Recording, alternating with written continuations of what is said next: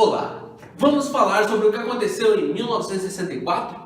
Sim, vamos falar sobre o que aconteceu em 31 de março de 1964 hoje, mas eu quero que você olhe para o que aconteceu em 31 de março de 1964 à luz do que veio acontecer no Brasil em 31 de agosto de 2016. Sim, eu estou falando em duas narrativas, onde uma parte da população afirma que houve golpe e outra parte da população afirma que houve uma preservação do Estado Democrático de Direito.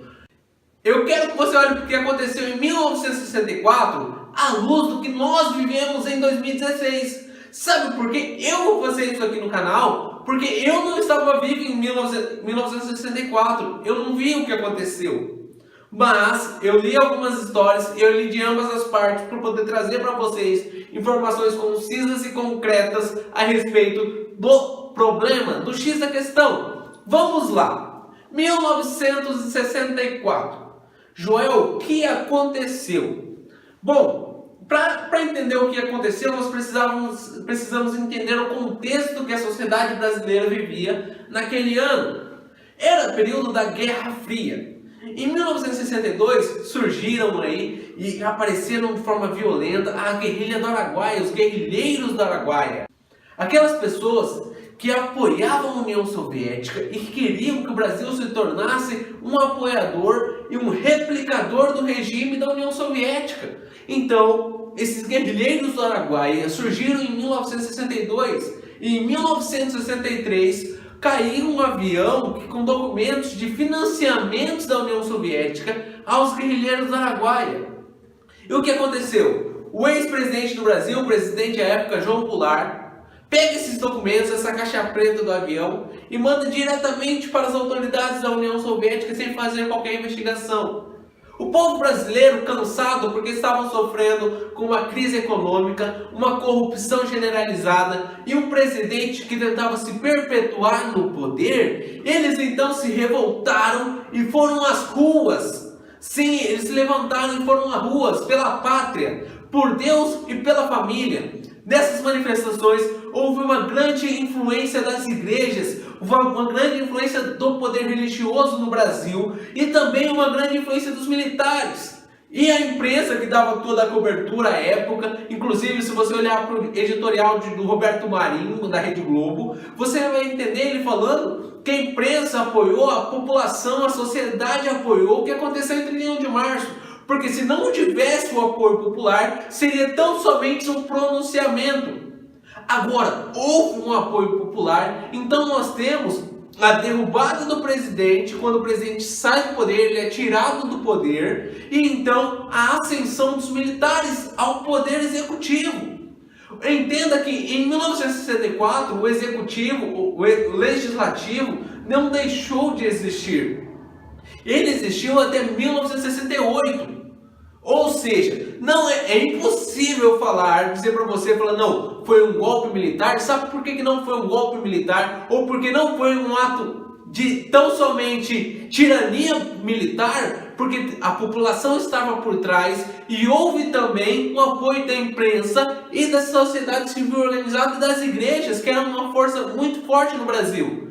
Agora, eu quero que você olhe para esse cenário que o Brasil vivia em 64 e vamos olhar para o cenário de Brasil 2015. Em 2015, nós vemos uma sociedade se organizando e indo às ruas por Deus, pela pátria e pela família. Por quê? Nós estamos vivendo uma ideologia governamental em que o Estado deve ser maior do que qualquer coisa. Então nós vimos uma ideologia tomando conta, uma crise econômica assolando as pessoas e também uma corrupção generalizada, denúncias e mais denúncias de corrupção. E se você olhar para esses pontos, você vai entender que a realidade do Brasil de 2015 e 2016 é muito parecida com a realidade daquela época. Então lá atrás houve uma atividade militar a fim de que intervisse a ponto de não permitir que uma revolução contra a democracia.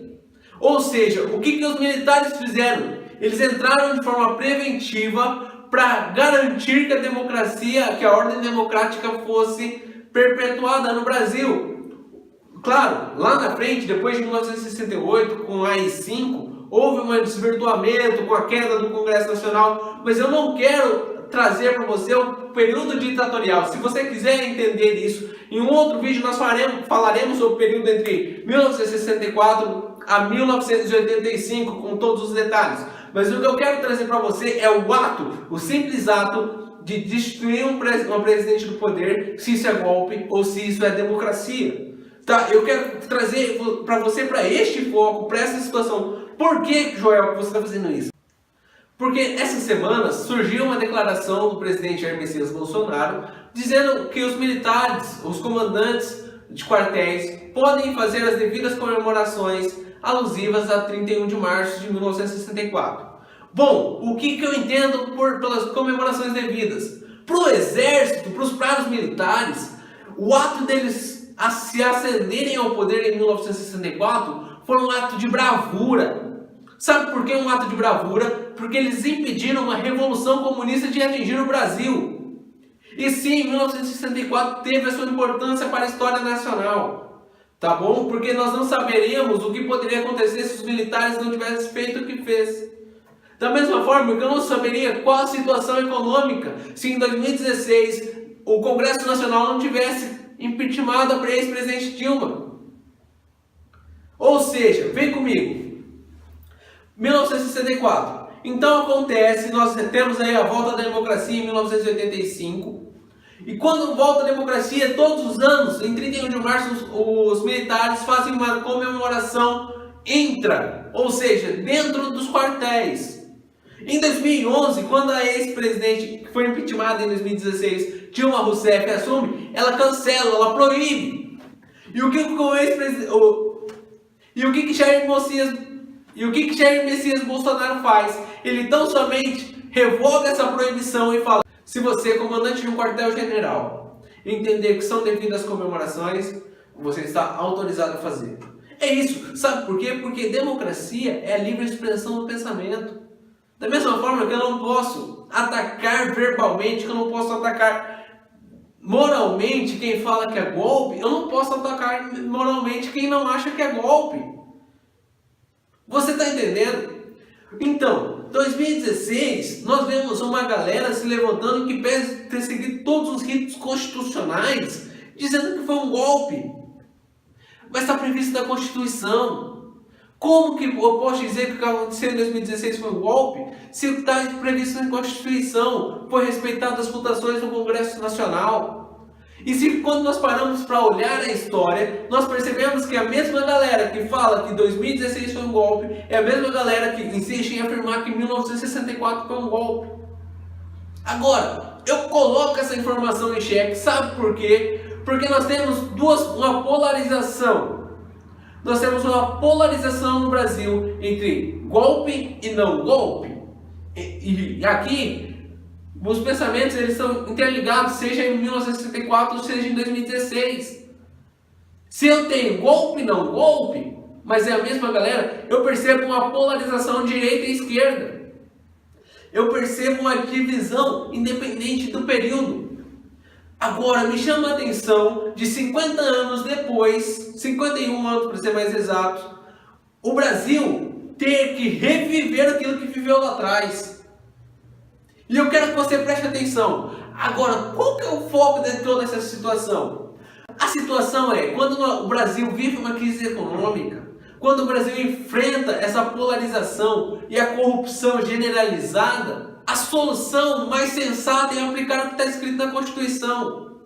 Agora, eu não posso criminalizar ou simplesmente destruir o presidente tão somente por revogar um decreto de 2011 que fala que os militares não podem fazer as devidas comemorações. Porque eu tão somente preguei uma ideologia de que o que aconteceu lá atrás foi errado.